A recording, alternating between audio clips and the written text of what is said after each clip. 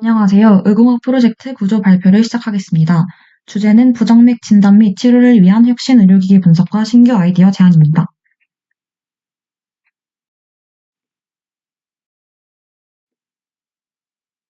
부정맥을 이해하려면 먼저 심장이 전기 신호로 작동하는 기관이라는 점을 짚어야 합니다. 정상적으로는 동방결절에서 생성된 전기 신호가 방실결절과 히스프루키니게를 따라 전달되며 심장이 규칙적으로 수축합니다. 부정맥은 이 전기 신호의 생성이나 전달 과정에 이상이 생길 때 발생하며 기전은 크게 세 가지로 나뉘어집니다. 자동응분은 원래 박동원이 아닌 부위에서 자발적인 전기신호가 발생하는 경우이고, 유발활동은 정상 박동 이후 전기신호가 완전히 종료되지 못해 추가 흥분이 생기는 경우입니다. 재진입은 전기신호가 회로를 형성해 같은 자극이 반복되는 기전입니다. 이 세 가지는 모두 심장 전기신호의 타이밍 조절 실패라는 공통점을 가지고 있습니다. 이러한 기전의 차이는 임상적으로 서로 다른 부정맥의 형태로 나타납니다. 먼저 심박수 변화에 따라 빈맥성 부정맥과 서맥성 부정맥으로 나눌 수 있고, 전기 신호가 발생하는 위치에 따라 상심실성 부정맥과 심실성 부정맥으로 구분합니다. 특히 심실성 부정맥은 전기 신호 이상이 곧바로 심장 펌프 기능 저하로 이어질 수 있어 생명과 직결된다는 점에서 정확한 진단이 매우 중요합니다.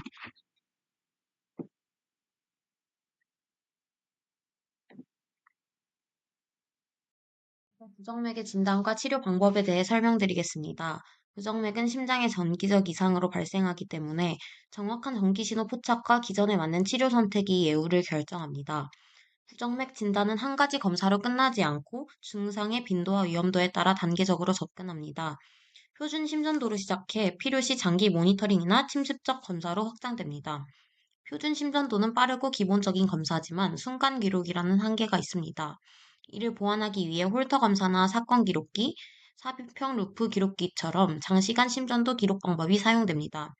전기 생리 검사는 부정맥의 기전을 확실히 규명할 수 있지만 침습적이라는 단점이 있습니다.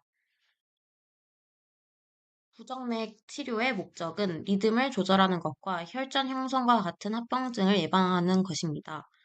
약물 치료는 가장 기본적인 치료로 항부정맥 약물은 이온 통로를 조절해 심근의 정기적 흥분성을 안정화시킵니다. 또한 심방세동에는 항응고요법이 필수적입니다. 다만 약물 치료는 완치보다는 증상 조절에 그치는 경우가 많고 부작용의 위험이 있습니다. 약물로 조절이 어려운 경우에는 고주파 전극도자 절제술로 부정맥의 원인 회로를 직접 제거합니다. 섬액성 부정맥에는 인공 심박동기가, 치명적 부정맥에는 삽입형 제재동기가 사용됩니다. 정리하면 부정맥의 진단과 치료는 정기적 이상을 정확히 이해하고 환자 상태에 맞는 전략을 선택하는 것이 핵심입니다.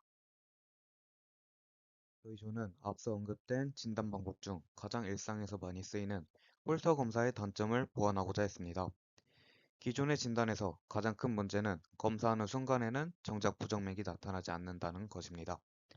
24시간 홀터 검사를 하는 동안 증상이 재발하지 않으면 결국 정상 판정을 받고 정작 부정맥이 나타났을 때 검사하고 대응할 수 있는 골든타임을 놓치게 됩니다.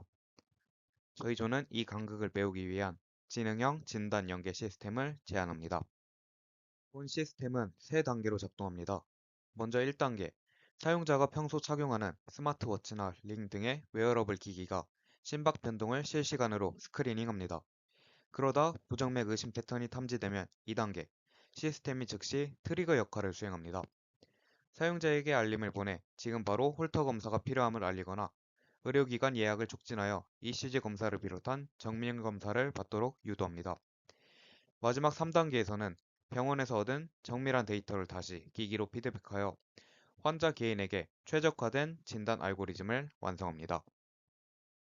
이 아이디어의 강점은 지금 바로 구현 가능하다는 점입니다. 완전히 새로운 하드웨어를 만드는 것이 아니라 이미 우리 손목에 있는 기기와 기존의 검사 방법을 소프트웨어로 연계한 것이기 때문입니다. 이 하이브리드 시스템이 도입된다면 환자의 주관적 느낌에 의존하던 검사 타이밍을 객관적 데이터 기반으로 바꾸어 부정맥 진단 성공률을 획기적으로 높일 수 있을 것입니다. 이상으로 의공학 및 실습 프로젝트 구조의 발표를 마치겠습니다. 들어주셔서 감사합니다.